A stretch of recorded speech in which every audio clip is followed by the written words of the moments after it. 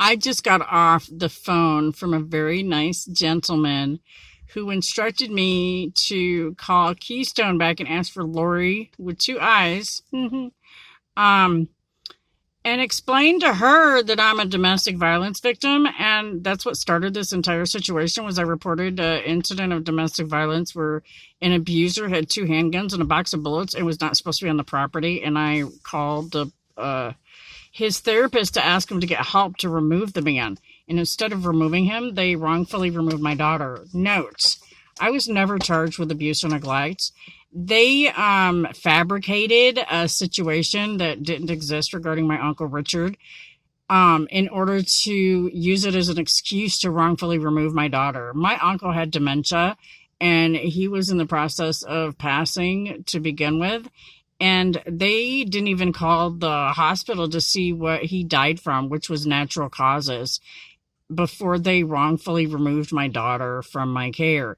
They tried to use marijuana as an excuse when I have a medical marijuana card, and actually she would qualify for one if I would have approved for it, but I just don't agree with giving her marijuana. I don't feel her medical condition is warranting of that type of a medication. Anyhow, these guys just took my daughter, and a lot of it has to do with the fact that her biological father who documentedly it confessed very happily to the fact that he forced himself on me, which led to the conception of my daughter.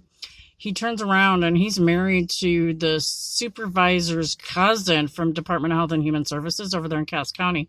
She's one of the supervisors. Anyway, they, rather than remove the man, they forced him on me. And I explained all this to her.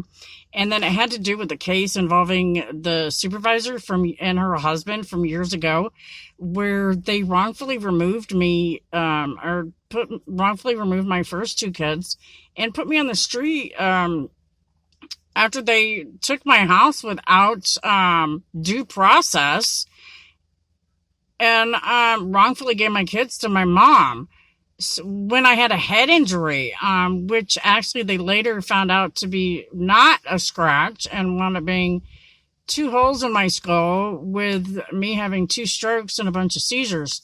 So rather than get me medical treatment and help me remove the domestic violence abuser who was confessed to have been abusing me and in front of my daughter, and had confessed to forcing himself on me, they forced me to let him live in my trailer next door with my uncle. And he wound up getting paid to actually kill my uncle. He was being paid to take care of him. He wasn't even allowed to be there. And they let Department of Health and Human Services pay this man to take care of my uncle. His neglect wound up actually leading to the death of my other uncle, Clarence Robertson. He wound up with a big hole in his back, and it was so nasty, I had maggots in it. And rather than charge him, they took my daughter when I was hollering the whole time to remove this man. These people have done nothing but punish me for being abused. And now Keystone wants me to return to where they wrongfully took my property without due process, not just once, not twice, but 3 times, and go there to move, or they won't help me at all. They're trying to force me to go back to where I was being abused or not get help. That's discrimination. It also violates the Women's Domestic Violence Act. So once I told these people I'm documented domestic violence victim, they're supposed to help me, not do the things that they're doing to me. They're being nasty. A lot of which is because I turned these people in. And that's a civil rights violation too. They allowed these people to wrongfully put me out.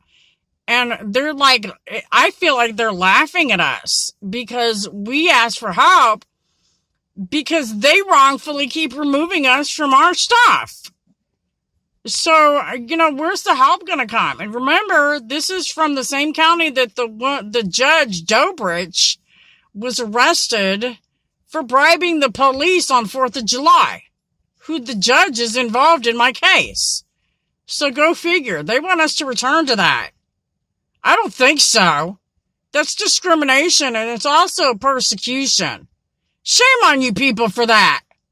We're disabled. Where's our help? Stop making excuses and do something to actually help somebody. All I see these people doing is giving me the runaround and making excuses. While we sit here, we've been homeless for over a month and we keep talking and talking, but nobody cares.